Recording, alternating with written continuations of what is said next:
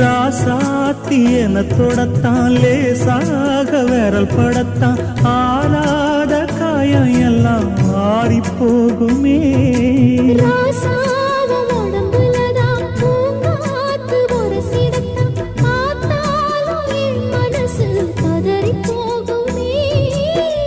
சாமியுண்டு காவலுக்கு அச்சப்பட தேவையில்லை